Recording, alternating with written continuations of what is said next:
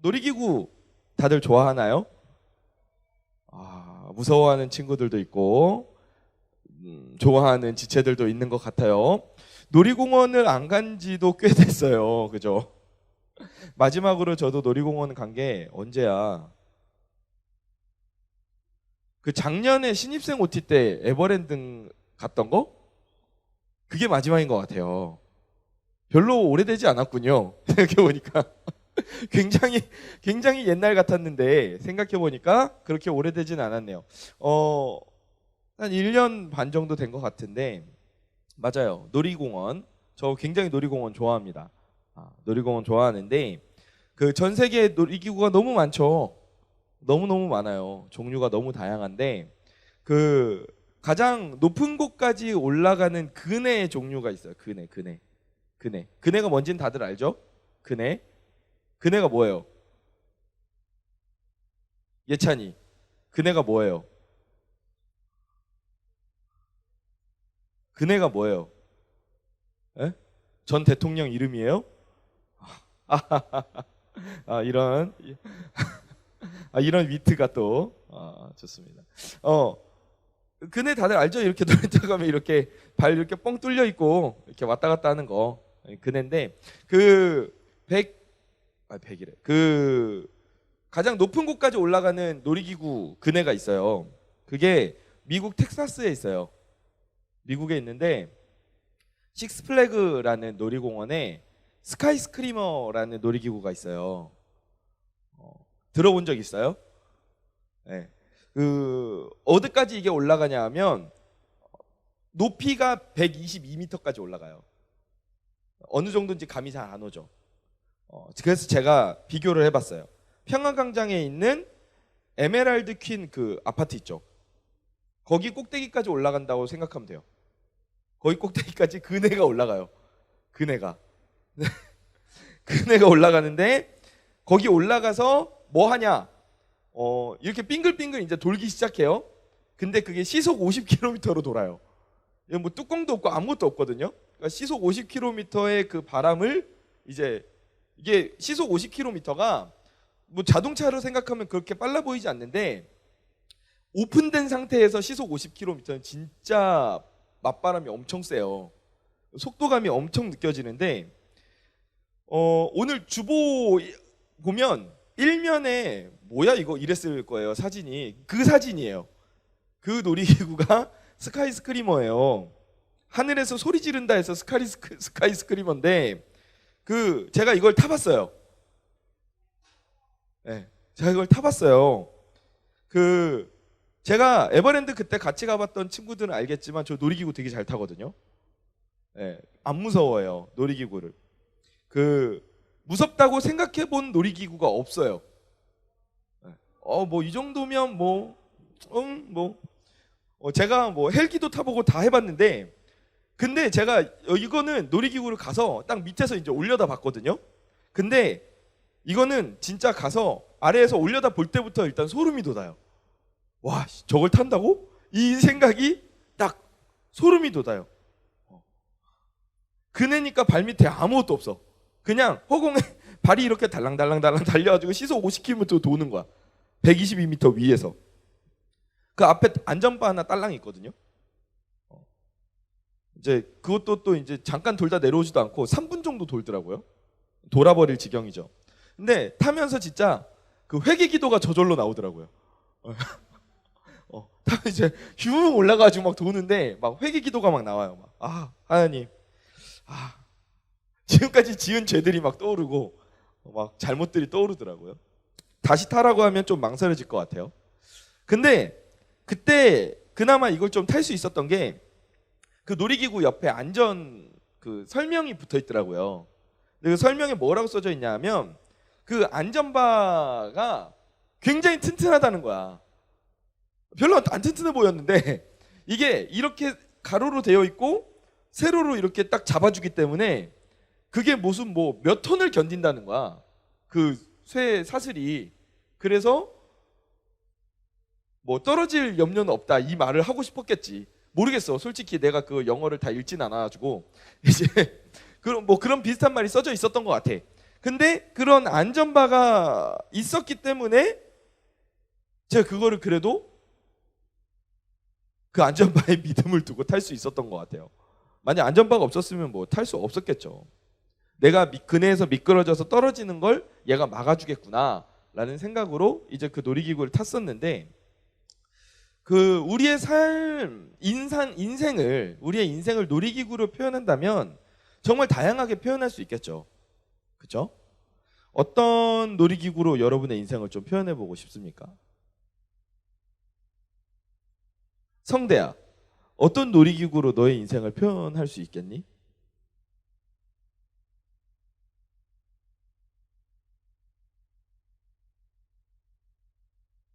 그래요. 그래요. 우리 성대가 날마다 얼마나 열심히 일하는데 매일매일 이렇게 출근해서 열심히 일하지 않습니까? 회전목마와 같은. 그렇죠? 이게 스릴 있지도 않는데 내려주지도 않고 계속 도는, 약간, 그래서 같이 나도 도는 약간 그런 회전목마 같은 그런 거 아닐까? 어때? 그렇게 말하고 싶었대요. 예. 성대의 눈에서 제가 회전목마를 읽었어요. 맞아요. 우리 삶을 또 비교해 보면 어떻게 보면 또 회전목마와 같이 이렇게 계속 그 자리를 돌고 도는 그런 인생으로 느껴질 때도 있고, 또 어떨 때는 범퍼카와 같을 때도 있어요. 뭐 여기저기 이리저리 부딪히는 거야. 계속 부딪히는. 그리고 또 어떨 때는 롤러코스터 같을 때도 있어요. 막 확 올라갔다가 확 떨어졌다가 막 이러고 돌고 막 이렇게 롤러코스터 같을 때가 있어요. 그리고 또 오늘 제가 이야기했던 스카이스크리머 같이 이 순수한 그 두려움, 그 두려움에 우리의 인생이 딱 휩싸일 때도 있어요. 그죠? 근데 그렇게 다양한 놀이기구들이 있는데 그 놀이기구를 우리가 탑니다. 우리가 타요. 왜 타죠? 그 두려움을, 그 무서움을 스릴이라고 표현하고 그리고 즐겨요. 왜 그럴까? 왜 그럴까? 왜냐하면 모든 놀이기구에는 뭐가 있기 때문에? 안전장치가 있기 때문에. 범퍼카에 안전장치가 없다면 막 부딪힐 때마다 다 튕겨나가겠죠. 그죠? 롤러코스터에 안전바가 없으면 한번 슝 떨어지면 몇 명 남아있겠어요? 네. 팔 힘 센 사람만 남아있겠지. 그렇단 말이에요. 근데 놀이기구에는 안전장치가 있기 때문에 우리가 그 놀이기구가 두렵고 떨리는데도 심지어 걱정도 되죠. 내가 이걸 타고 살아남을 수 있을까? 근데 그 두려움을 스릴로 바꾸고 즐거움으로 바꿔서 타요. 왜냐하면 안전장치가 함께 있기 때문에. 마찬가지예요. 우리 인생이 정말 많은 놀이기구 같아요. 범퍼카 같을 때도 있고 롤러코스터 같을 때도 있고 올라갔다 떨어질 때도 있고 또 공중근에 막 이렇게 막 빙글빙글 높은 데서 무섭게 돌 때도 있어요.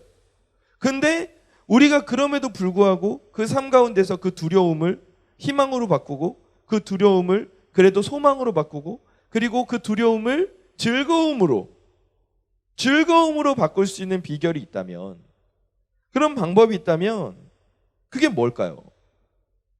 우리 삶의 안전장치가 되어주시는 분이 있다는 거예요.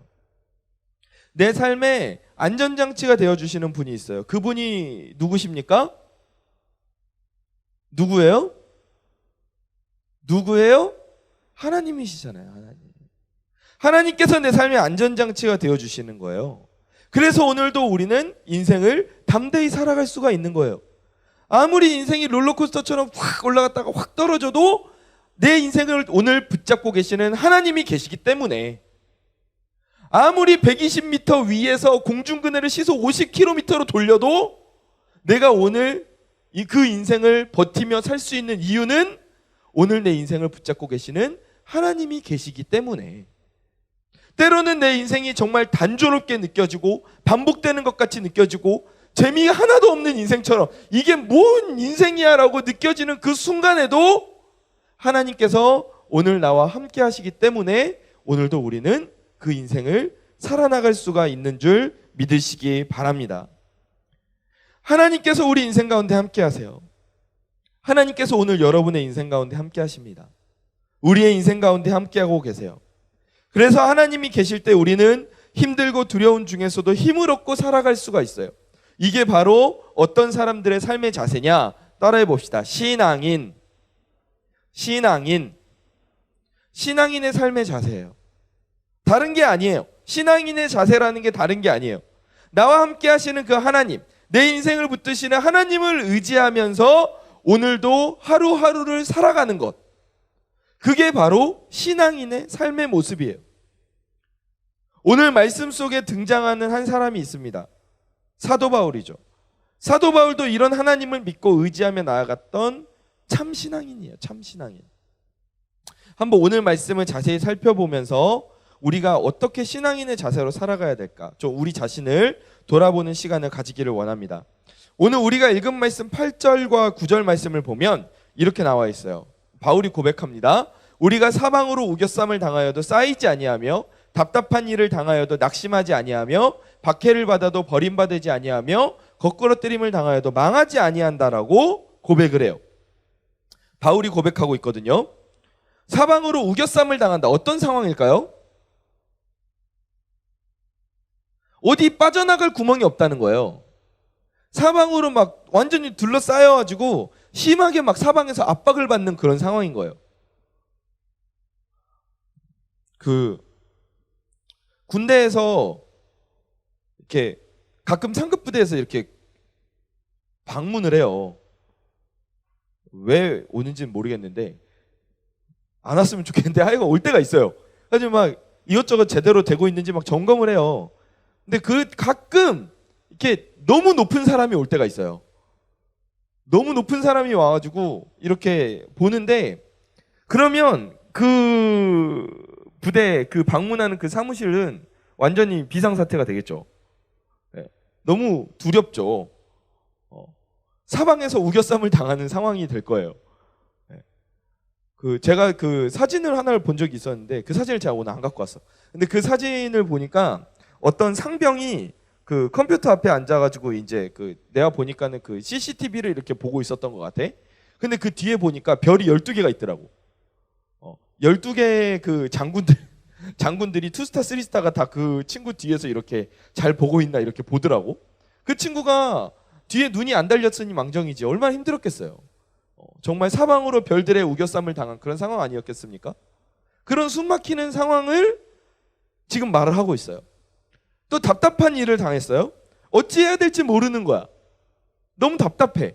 내가 이 일을 어떻게 해결해야 될지 모르겠는 거야. 내 인생에 일이 일어났어. 일이 생겼어. 근데 그 일을 어떻게 해야 될지를 모르겠는 거야. 막막한 상황이죠. 박해를 받고 거꾸로 트림을 당해요. 거꾸로 트림을 당한다는 게 그 말이에요. 올림픽 봤죠? 레슬링 같은 경기나 이런 거 보면 이렇게 집어서 던지지 않습니까? 근데 이게 뭐 실력이 비슷하니까 그렇지 실력이 차이가 나면 막 앞으로 뒤집었다가 뒤로 뒤집었다가 막 굴렸다가 막 이러지 않겠어요? 이런 상황을 말하는 거예요. 거꾸로 뜨림을 당한다는 건 이렇게 앞으로 맺혔다가 뒤로 맺혔다가 레슬링 같은 경기에서 바닥에 막 집어 던져지는 걸 의미해요. 이런 상황에서 여러분 멘탈을 제대로 잡을 수 있을까요? 제정신이지 않겠죠. 근데 바울이 지금 이런 상황에서 이렇게 고백을 하는 거예요. 실제로 바울의 인생이 이랬거든요. 사방으로 우겨쌈을 당하고 답답한 일을 당했고 박해를 받았고 거꾸로 뜨림을 당했어요. 그게 바울의 인생이었어. 근데 이렇게 고백하는 거예요. 그래도 내가 쌓이지 않았고 낙심하지 않았고 버림받지 않았고 망하지 않았다라고 고백을 하는 거예요. 왜 이렇게 고백할 수 있었을까? 7절 말씀을 보면 바울이 이렇게 고백을 했어요. 같이 한번 읽어봅시다. 시작. 우리가 이 보배를 우리에게 잊지 아니함을 알게 하려 함이라. 아멘. 아멘. 보배. 이 말씀에서 보배가 누구입니까? 예수 그리스도세요. 예수님이세요. 질그릇이 누구입니까? 우리들이에요. 보세요. 당시의 질그릇은 굉장히 평범한 보급형 그릇이었어요. 그냥 일반적으로 쓰는 그릇이었어요. 진흙으로 만들어서 굽는 그릇인데 비싸지도 않았고 그리고 너무 잘 깨져. 일단 너무 잘 깨져. 금속 그릇이면은 찌그러져도 이렇게 좀 두들기면은 펴서 쓸 수 있잖아요. 요즘에 그런 금속 그릇이 별로 없나? 그 라면 끓이는 노란 그릇 생각해보면 그거 좀 찌그러져도 이렇게 좀 두들기면 펴지잖아요. 아, 안 쓰나요? 그래요. 그런 그릇이 있어. 알면서 모른 척 하지 마. 하여간 근데 이 질그릇은 깨지면 땡이야. 다시 재활용할 수가 없어. 뭐 그 당시에 뭐 테이프가 있었겠어요? 뭐가 있었겠어요? 이거 붙일 수가 없는 거야. 그러니까 질그릇은 애초에 그렇게 귀한 그릇이 아니에요. 연약하다고. 근데 이렇게 가치가 없어 보이고 연약한 우리지만, 질그릇과 같은 우리지만 우리 안에 예수님이 계시기 때문에, 그 보배가 있기 때문에 우리의 가치가, 우리의 능력이 완전히 달라진다는 말이에요. 바울이 지금 이걸 고백하고 있는 거예요. 나는 능력이 없지만 하나님께서 나와 함께 하시기 때문에 하나님에게서 그 능력이 나온다는 거예요. 그 능력이 내 삶을 지금 인도하신다는 거예요.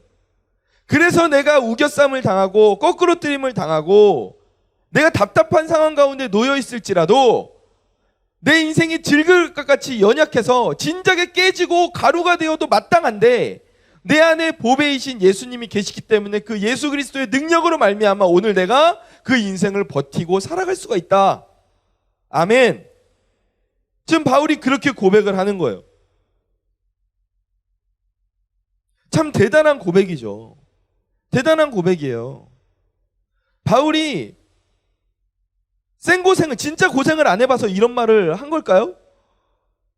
바울이 좀 고생을 제대로 안 해서 속편한 이런 말을, 네가 진짜 고생을 안 해봤구나, 이런 말을 우리가 할 수 있을까요? 아니에요. 우리 너무 잘 알고 있죠. 바울이 무슨 고생을 했는지 알고 있잖아요. 바울이 복음 전도자의 삶을 살면서 바울이 어떤 삶을 겪었어요? 죽을 뻔한 위기가 밥 먹듯이 일어났어요. 바울을 죽이려고 덤벼드는 전문 암살단이 있었어요. 바울 암살단. 아예 팀이 있었어. 바울이 가는 곳마다 쫓아다니면서 죽이려고 쫓아다녔다니까. 돌에 맞아 죽을 뻔하기도 했어요. 실제로 거의 죽음 직전까지 갔다가 목숨이 겨우 붙어서 살아나기도 했어요. 폭풍우를 만났어요. 배가 완전히 난파됐어. 표류했어.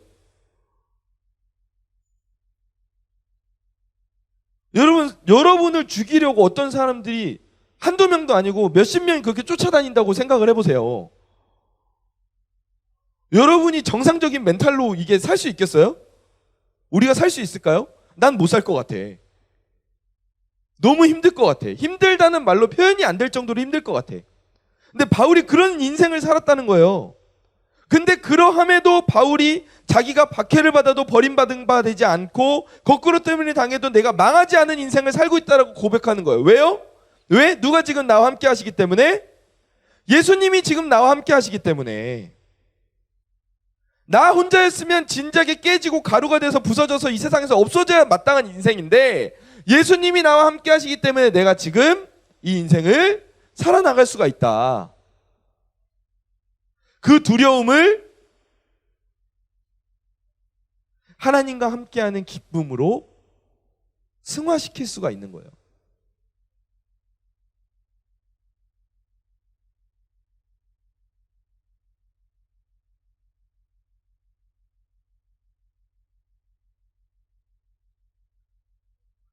여러분, 예수님을 우리의 구원자라고 믿으십니까? 믿으시나요? 예수님이 여러분 안에 있으십니까? 지금 여러분 예수님과 함께 동행하는 삶을 살고 계시나요? 그러면 우리가 살면서 어려운 일을 겪어도 바울과 같이 그 안에서 승리를 같이 경험할 수 있지 않겠어요?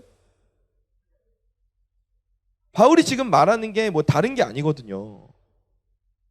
우리도 바울처럼 예수 그리스도가 나의 구원자 되시고 내 안에 예수님이 계시는데 그럼 내 인생에서 어렵고 어렵고 힘든 일이 일어나도 우리가 그 안에서 승리와 기쁨을 경험해야 하지 않을까요?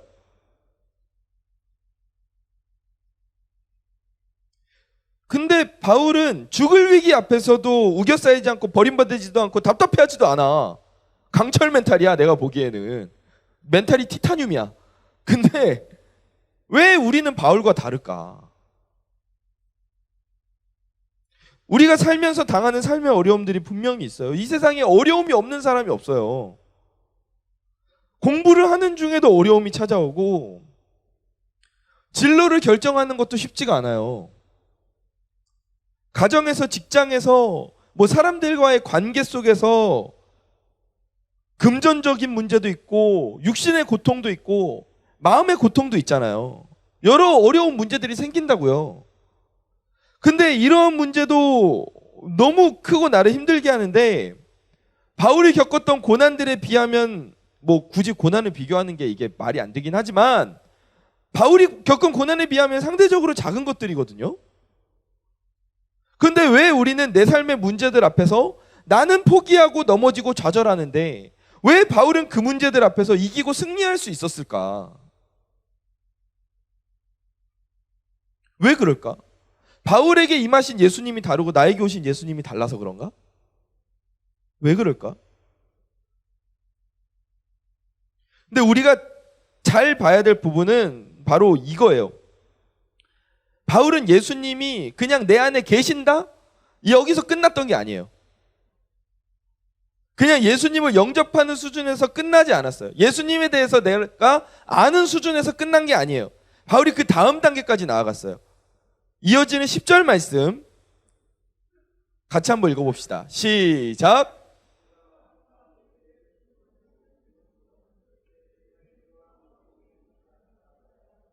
아멘. 바울이 지금 뭐라고 말해요? 누구의 죽음을 내가 짊어지고 산다 말해요? 예수님의 죽음을 내 몸에 항상 짊어지고 살았다고 고백해요. 여기에서 사용된 죽음이라는 단어는 그 원어로 보면 완전히 딱 죽고 끝난 상태를 의미하지 않아요. 죽어가는 상태를 의미합니다. 진행 중인 상태예요. 그러니까 오늘은 내가 죽었는데 내일은 내가 안 죽고 이런 상황이 아니에요. 계속해서 내가 죽어가는, 그러니까 예수님의 죽음을 내가 몸에 짊어지고 살아간다는 것은 매일 내가 예수님과 함께 내가 죽어간다라는 걸 의미하는 거예요. 딱 완결된 사건이 아니에요. 오늘은 죽었고 내일은 살아나고 이게 아니라 지금 매일매일 내가 예수님과 함께 죽어간다는 것을 의미해요. 바울이 왜 이렇게 살았다고 고백을 합니까? 이렇게 살 때 예수님의 생명이 나에게 나타나기 때문이라고 말해요. 내가 예수의 죽음을 몸에 짊어지고 살았다. 내가 매일매일 예수님과 함께 살면서 나는 매일매일 나의 것을 내려놓고 죽어갔어. 나의 자아를 내가 누르고 죽였어. 왜? 예수의 생명이 우리 몸에 나타나게 하려고. 그럴 때 예수님의 생명이 나타나니까. 내가 죽을 때 예수님이 내 안에서 드러나셨다는 말이에요. 내 육신의 생명이 죽었다는 말이 아닙니다. 내 경험, 내 생각, 능력, 자존심, 내가 내 삶의 주인이 되려는 모든 것들, 그 모든 걸 다 내려놓았을 때 하나님께서 내 삶에서 드러나시고 역사하기 시작하셨다는 거예요. 11절 말씀에서도 동일하게 말합니다. 우리 살아있는 자가 항상 예수를 위하여 죽음에 넘겨짐은 예수의 생명이 또한 우리 죽을 육체에 나타나게 하려 하심이라.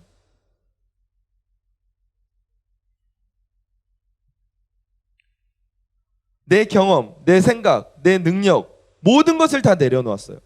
그러할 때 내가 죽고 예수님이 내 삶에서 드러나시게 되는 거예요. 예수님의 생명이 나타나게 되는 겁니다.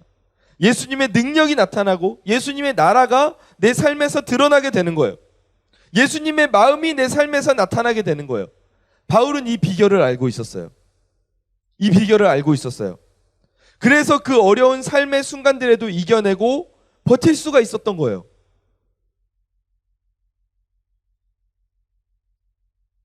바울이 복음을 전한다는 이유로 돌에 맞을 때, 만약에 그때 바울이 자신의 생각이 살아있었다면 어떤 일이 일어났을까요?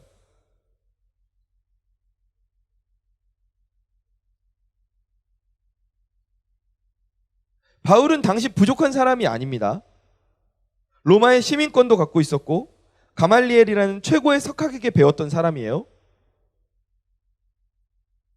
근데 지금 바울이 복음을 전하는데 돌을 맞아.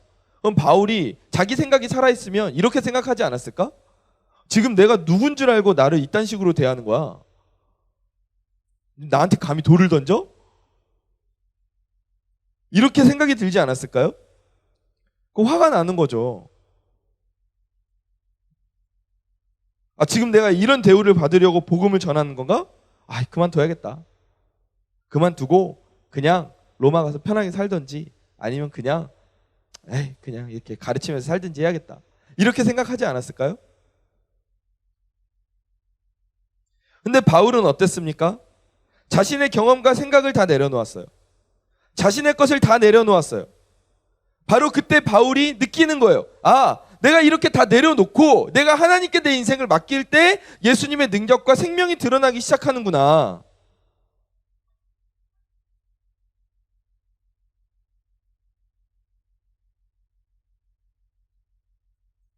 물론 이렇게 다 내려놓는다는 게 쉽진 않아요. 쉽진 않습니다. 인생의 문제 앞에서 벽과 같은 커다란 문제들이 내 삶을 가로막고 있을 때 우리는 어떻게든 그 상황 가운데서 살아날 길을 찾아보려고 아등바등하는 게 어떻게 보면 우리 인생의 모습이에요. 수능 보고 대학 가면 취업하면 다 잘 될 줄 알았는데 거기서 끝이 아니야. 결혼하고 육아도 해야 되고 경제적인 문제도 있고 사람들 간의 관계도 복잡하고 우리가 신경 써야 될 삶의 문제들이 너무 많아. 산더미야. 또 이런 문제들이 절대 상냥하게 다가오지 않아요. 나 이번 달 카드값인데 뭐 이러면서 부드럽게 다가오지 않습니다. 냉정하게 다가와요.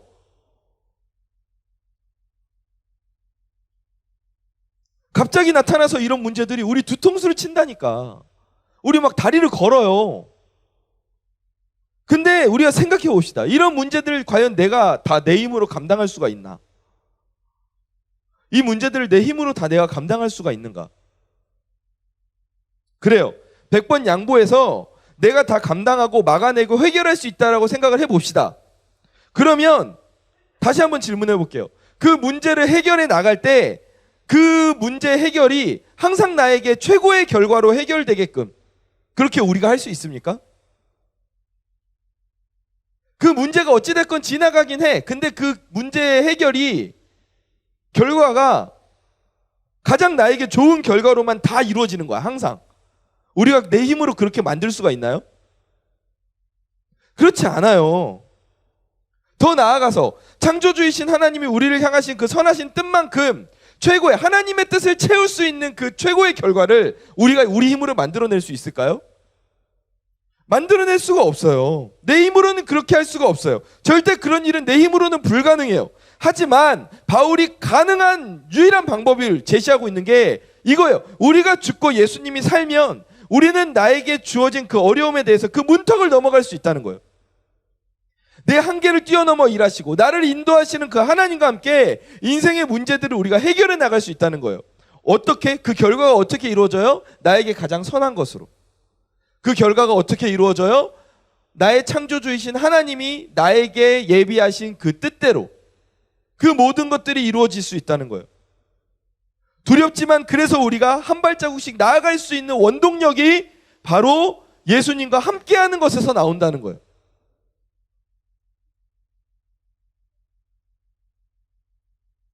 어떤 지체들은 이렇게 말할 수가 있어요.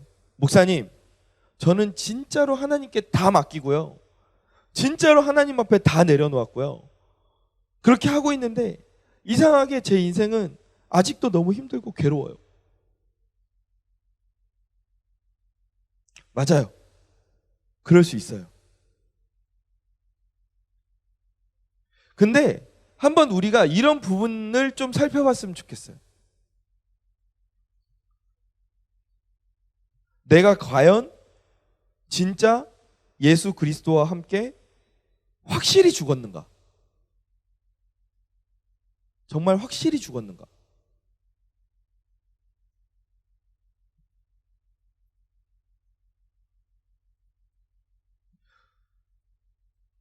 주님이 부활하셨고 우리의 인생에도 부활의 은혜를 허락하시는데, 여러분, 부활은 언제 할 수 있습니까? 부활은 언제 할 수 있어요? 부활은 언제 해요? 언제 해요?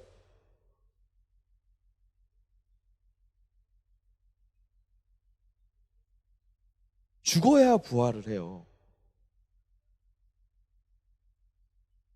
아직 살아있는데 부활의 역사가 일어날 수가 없어요. 죽어야 부활하는 거예요.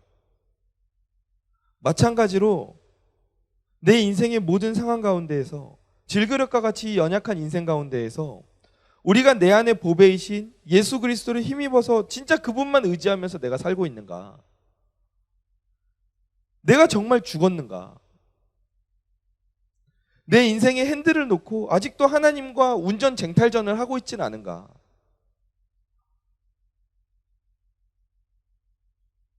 근데 하나님 절대 우리 인생의 핸들을 강제로 뺏지 않으시거든요.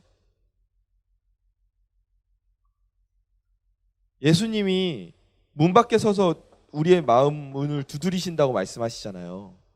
문짝 뜯고 들어오시는 분 아니거든요. 마찬가지예요.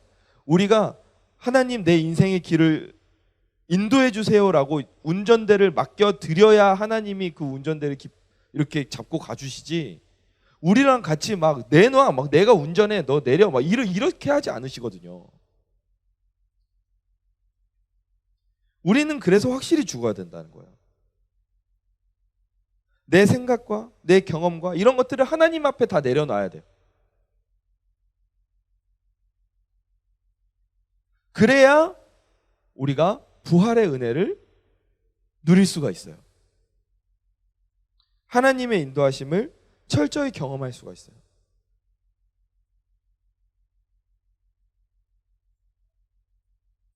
그 대민이랑 이렇게 집에 있다가 이제 막 피곤할 때가 있어요. 저도. 그러면 이제 대민이가 와가지고 막 아빠 뭐 어쨌어 저쨌어 막 이러면서 막 하여간 되게 막 뭘 많이 하자 그래.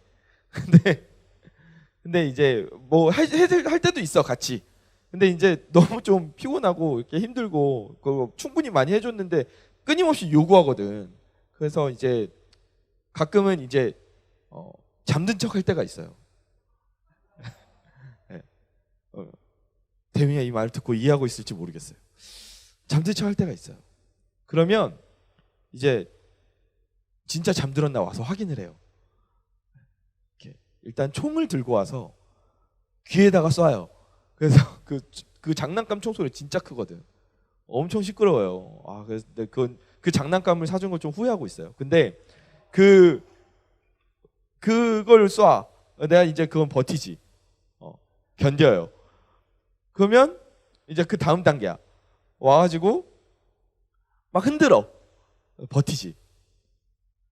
그러면은 대민이가 이제 마지막으로 하는 게 뭐냐 하면 배를 간지럽힙니다. 그걸 알아요. 그래가지고 이렇게 와서 배를 막 이렇게 긁어요. 그러면 제가 간지럼을 안 타거든요, 원래. 근데 유일하게 간지럼을 타는 데가 배예요. 다 안 타요. 뭐 겨드랑이 이런 다 안 타. 근데 배만 타. 그러면 자는 척을 더 이상 할 수가 없어요. 하면서 일어나요. 그럼 대민이는 그건 너무 행복해. 그리고 또 이제 막 끊임없이 요구하기 시작해. 네, 여러분, 우리가 그 죽은 척만 너무 해요. 살면서. 이 인생 가운데 우리가 살아가면서 하나님 앞에서 내가 확실히 죽었습니다. 하나님께 모든 걸 다 내어놓습니다라고 고백은 하는데 그게 쉽지도 않고, 그리고 내가 하고 있다고 생각하지만 곰곰이 생각해 보면 그게 진짜로 내가 죽은 게 아니라 죽은 척일 때가 너무 많아요.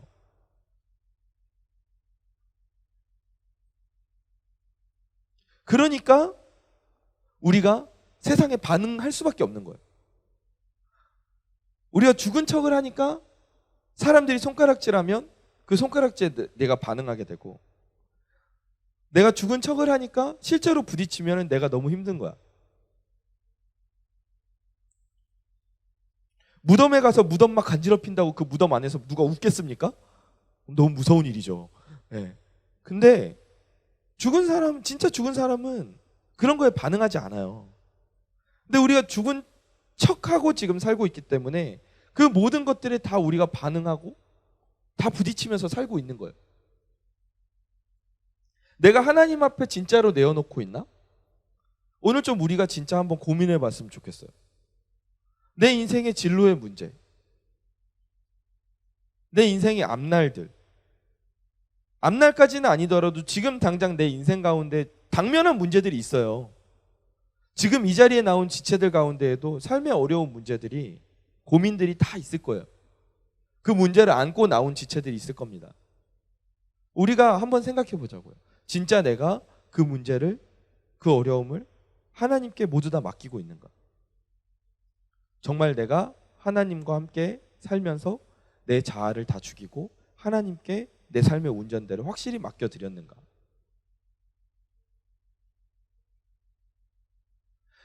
내 삶의 운전을 내가 한다라는 것이 굉장히 낭만적으로 여러분 들리겠지만, 운전하는 친구들은 알 거예요. 단거리는 몰라도 장거리 운전하면 진짜 피곤합니다. 나 혼자 운전한다는 게 쉽지가 않아요. 운전 되게 집중해야 되고 옆에서 무슨 일이 일어날지 모르니까. 나만 잘 달린다고 되는 게 아니거든. 주변에서 갑자기 막 치고 들어올 수도 있어. 무섭다고요. 두렵다고요. 예민해진다고요. 제가 지난번에도 한번 수예배 때 설교 때 이야기를 했던 것 같은데, 그래서 우리도 이제 장거리 운전을 저도 해야 될 때가 있어요. 본가를 올라가려면. 그러면 이제 아내가 대신 운전을 해줄 때가 있어요. 그럼 너무 편해. 너무 좋아. 너무 좋아. 막 너무 기뻐. 그때부터 그러면은 주변 풍경들이 눈에 들어와. 근데 운전하면서 갈 때는 볼 수가 없어. 왜냐면 뭐 운전하면서 가는데 와 진짜 나무가 이쁘네. 그때 진짜 완전 큰일 나잖아. 와 하늘이 예쁘네. 그럼 진짜 하늘에 간다고 이제. 그럼 진짜 큰일 난다고. 근데 나 대신에 운전해주는 사람이 있으면 너무 편하거든. 주변의 것들도 눈에 들어오고 여유가 생기고 마음에 평안이 생겨. 장거리 운전도 하물며 그런데 우리 몇십 년을 살아가야 되는 우리 인생을, 여러분 내가 혼자서 운전하고 간다는 건 그건 너무 힘든 일이에요. 너무 그건 피곤한 일이에요. 하나님, 목사님 왜 이렇게 사는 게 힘들어요? 맞아요. 사는 게 힘든 게 정상이야. 그게 인생이에요. 근데 하나님이 말씀하시는 거예요. 너 인생 운전하면서 가는 거 힘들지? 나한테 운전대 맡겨라. 내가 너 인생 확실하게 운전해 줄게. 너는 네 인생을 아등바등 그렇게 긴장하면서 예민하게 막 이렇게 살지 말고 나한테 맡기고 주변에 있는 아름다운 풍경들 보면서 살아라. 내가 어떻게 일하고 있는지를 너가 좀 보면서 살아라. 하나님이 우리한테 그렇게 말씀하시는 거거든요. 여러분 우리 삶의 운전대를 하나님께 맡겨드리기를 정말 간절히 소망합니다. 그래야 우리 인생이 평안해요. 그렇게 맡기는 삶이 바로 신앙인의 삶이에요. 한번 따라해 봅시다. 나는 죽고 예수님은 산다. 나는 죽고 예수님은 산다. 여러분의 목소리를 들으니까 이미 많이 죽은 것 같아요. 근데 이런 육신의 죽음이 아니라 육신의 이런 연약해짐이 아니라 다시 한번 나는 죽고 예수님은 산다. 아멘. 이럴 때 어떤 일이 일어나냐? 오늘 본문 12절 같이 읽어봅시다. 시작. 이런즉 사망은 우리 안에서 역사하고 생명은 너희 안에서 역사하느니라. 아멘. 항상 하나님은 말씀하실 때 그 복을 너만 받고 너만 잘 먹고 잘 살아 이렇게 말씀하시지 않아요. 너에게 복을 줄게, 그 복을 누리고 나눠라 이렇게 말씀하시거든요. 여기서도 바울이 똑같이 고백하는 거예요. 내가 하나님과 함께 동행하면서 내 삶이 평안함을 얻었어. 내 삶에 살아갈 원동력을 얻었어. 그게 어떤 결과로 일어나냐 하면 생명이 너희 안에서 역사한다는 거예요. 정리해서 이야기하면 내가 예수님과 함께 죽으면 지금 이 이야기를, 바울의 이야기를 듣고 있는 너희들, 우리로 치자면 나의 주변 사람들이 생명을 얻게 된다는 말이에요. 내가 삶 속에서 예수님을 따르고 내가 예수님께 내 인생을 맡겨드리면, 나는 죽고 예수님이 살아나시면 그게 나의 이웃 사람들에게는 예수님의 생명을 전하는 일과 마찬가지라는 거예요. 그럴 수밖에 없어요. 왜냐하면 예수님을 따르는 사람들의 주변에는 평안이 가득할 수밖에 없어요. 왜냐하면 하나님의 선하신 뜻이 그 주변에 가득하거든. 그런데 이 말은 반대로 하면 어떻게 돼요? 내가 죽지 않고 자꾸 살아나잖아?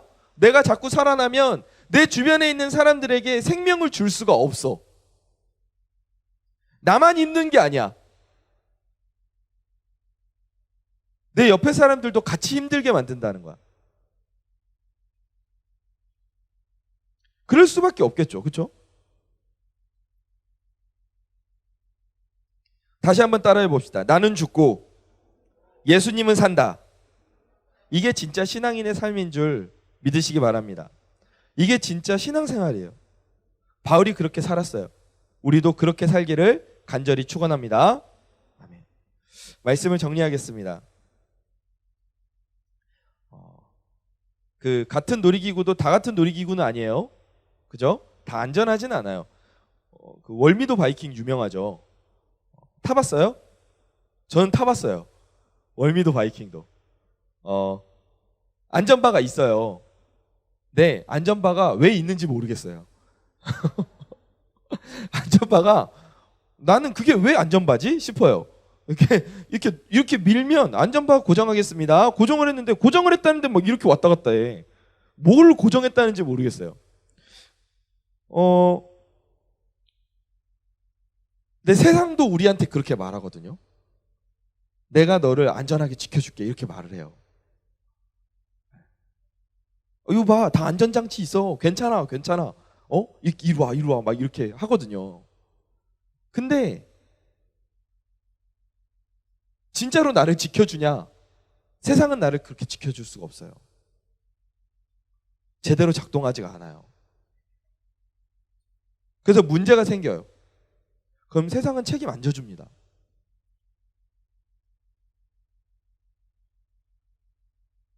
그게 세상이에요. 안전장치가 작동이 안 돼서 내가 뭐 문제가 생겼는데도 책임을 나한테 넘겨. 그럼 네가 안전장치를 꽉 붙잡고 있었어야지. 뭐 이런 식으로 이야기를 해요. 그게 세상의 작동 원리거든요. 그렇게 해서 우리의 자존감을 깎아요. 아, 진짜로 내가 꽉 붙잡고 있었어야 되는데 진짜 나 때문에 이런 일이 일어났구나. 내가 이게 부족한 거구나. 막 이러면서 내 자존감을 깎고 계속해서 하나님에게서 멀어지게 만들어요. 이게 전형적인 사탄의 전략이고 세상의 방법이거든요. 근데 하나님께 맡기면 완전히 다르다는 거지. 우리 삶을 하나님의 안전바가 굳건하게 붙들어 주시는 줄 믿습니다. 하나님께 맡기고 우리 인생을 담대히 헤쳐나가기를 간절히 소망합니다. 여러분, 인생이 정말 담벼락 앞에 놓인 것과 같이 답답할 때, 질그릇같이 연약한 그 금방이라도 깨어질 것 같은 내 인생에 오늘 함께하고 계시는 그 하나님을 바라보기를 간절히 원해요. 그리고 하나님께 맡기면서 나아갑시다.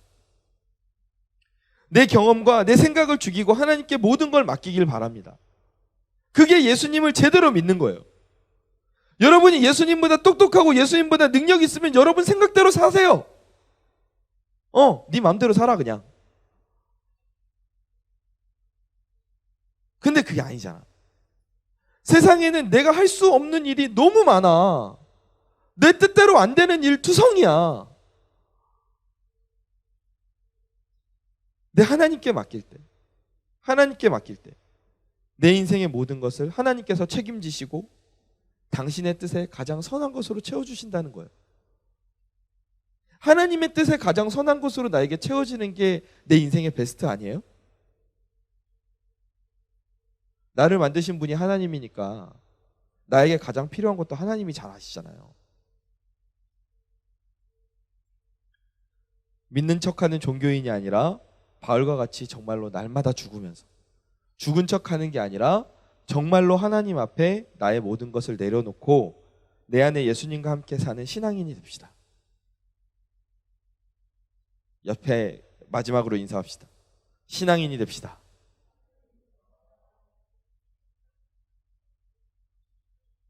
자, 신앙인이 어떻게 산다고요? 지훈이 어떻게 사는 게 신앙인의 삶으로 사는 거라고? 너 여기서 대답 못하면 다시 설교 처음부터 한다 오늘. 뭐라고요? 나는 죽고 예수님을 사는 거? 그래요. 이 정도면 양호합니다. 네. 다시 처음부터 하진 않을게요. 좋습니다. 바울처럼 우리의 인생을 정말 하나님께 맡기면서 나아가는 인생의 어려움을 스릴과 즐거움으로 바꿀 수 있어요, 여러분. 하나님과 함께. 우리가 그 경험을 해야 돼. 그 경험을 한번 하면 이제 다른 삶에서도 그렇게 살 수가 있어. 놀이기구 처음 탈 때가 무서운 거야. 처음 탈 때가 무서운 거야. 근데 타보면 이게 안전하다는 걸 내가 알면 다른 것도, 더 무서운 것도 탈 수 있어. 한번 맡겨보세요. 하나님이 여러분의 인생을 붙드시는 줄 믿습니다. 아멘.